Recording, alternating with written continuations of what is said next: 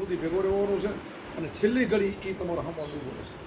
અને ભજન હશે ને તો એ તમને મુક્તિના દ્વાર સુધી લઈ જશે. અને નહીં તો શું છે, આ ગુરુમુખી નથી એ બધા સીધા લક્ષ વર્ષે સમજાય. ભલે ને એમાં જીવ રહી જાય પણ જાય લક્ષ વર્ષે 21 લાખની જાળ ખાની છે, બધાને ભટકવું નહીં. 84 લાખ એનો જીવ ભટકે પછી ફરી માણસનો અવતાર હોય. હજારો વર્ષ નીકળી જાય પછી માણસનો ફરીને અવતાર આવે. ગુરુ ન કરે તો સુધી મેળ ન કરે, વળી ન કરે તો બીજો અવતાર આવે 84 લાખની. આ ગુરુ કર્યા પછી કે ગુરુ કરવાથી ફાયદો નથી, એકલાથી ભજન કરે તો ફાયદો, સ્મરણ કરે ને તો ફાયદો. અમે તો બધાને આશીર્વાદ આપીએ છીએ, તમારું ભજન વધે અને સુખી થાવ. પૈસા ટકે સુખી થાવ અને ભજન વધે, બે આપી. અને આપણે એક જ પૈસામાં બહુ થઈ જાય ને ભજનમાં ન હોય તો ગુરુ તો શું કરે? ગુરુનું શું કરે?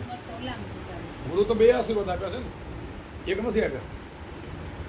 અને ઘણી સમય પછી આશીર્વાદ ન હોય ને, એક સમય એને કરોડ રૂપિયા પછી એ જન્મમાં 10 વર્ષ પછી ભિખારી બની કોઈને મજૂરી કરતો હોય. પછી એ મારા નાથ શું કરે એમાં? તારા કને હતો એ મોકો મળેલો હતો, તમને મોકો મળ્યો હતો ને. આ મનુષ્ય અવતાર છે ને, મોકો મળ્યો. આ મોકો ખોવો નથી. ગંગા સત્ય ભજન કાયું છે કે વીજળીને ચમકારે મોતી પડેલો પાનભાઈને અચાનક સંસ્કાર. આ માણસનો અવતાર છે ને, ઓછી તમે જતો રહો પછી કાંઈ નહીં થાય. આમાં કરી લેવાનું. અને આપણું ભજન છે ને બધાથી સસ્તું અને બધાથી સહેલું. આપણા જે મંત્ર ગુરુનું છે ને, હા જ વાર ઘરે બેઠા તમે મંત્ર જપી મુક્તિ થઈ જાય. અને અહીંયાથી તમે હરિદ્વાર જાઓ તોય મુક્તિ ન થાય, લાખ રૂપિયાનું કેપ દાન કરી આવો તોય મુક્તિ ન થાય, ગમે એના દર્શન કરો તો વ્રત કરો, તપ કરો, તીરથ કરો તોય મુક્તિ ન થાય. તો મુક્તિના દાતાર ગુરુ છે એ તમને મળી ગયું છે.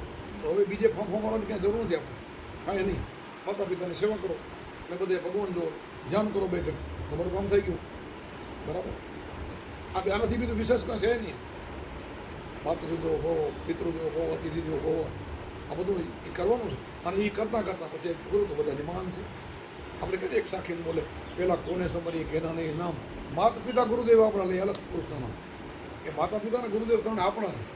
એ માતા પિતાનું ઋણ છે આપણો ઉપર. એને ઉઠીને મોટા કર્યા, ભણાયા, એને એની સંભાળ કરી અને પછી આપણે નવું લાઈન દીધી, સંસ્કાર લડ્યા અને ગુરુએ આપણને મુક્તિ આપી. ગુરુ છે ને અલગ પુરુષનું નામ માતા પિતાને શીખડે, ગુરુ શીખડે. એટલે એક સાખીમાં 3 બન્યા. શું ઓલે પહેલાં કોને સમરીએ, કોના લઈ નામ કોને લેવું, સમરવું કોને? તો અલખનું નામ લેવાનું કીધું અને માતા પિતાની સેવા કરવાનું. એક સાખીમાં 3 મળી. પહેલાં કોને સમરીએ, કેના લઈ નામ, માતા પિતા ગુરુદેવ આપણા, ત્રણે આપણા. અલખ પુરુષના લઈને, અલખ એટલે આત્મા, એનું નામ લેવું, એનું ભજન કરવું, માતા પિતાની સેવા કરવી. આટલું કરીને નીકળી જાઓ, કાંઈ કરવાની તમારી જરૂર નથી. આ બધા તમે અહીં હરિદ્વાર કુંભનો મેળો જ્યાં જાઓ ને બધું અહીંયા થઈ ગયું કરે. માતા પિતા દુઃખી તમે જાઓ ને તો એ પૂરું, ગુરુને ન સાંભળો તો એ પૂરું. 8 દ્વારકા અહીંયા આ છે ને અમારા સંતોના ચરણમાં 68 તીરથ પડે. કેટલા?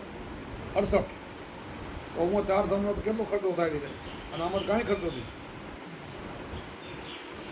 આ થોડા ગુરુ આવે ખોટી પૂછાય, ખોટી પૂછાય.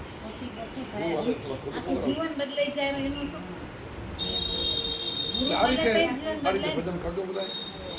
અને આવો મોકો મળ્યો છે, તમે ભાગશાળી છો. આ રસ્તામાં એ ભાગશાળી છો. આ જગત રહ્યું ને, જગત ભાગશાળી જતો. આ કે કીડી પકડે ને ફરી રાખે ઘડી કે મને ના આવે કીડી પકડીને ફરી રાખે. આ કીડી મકોડી છે.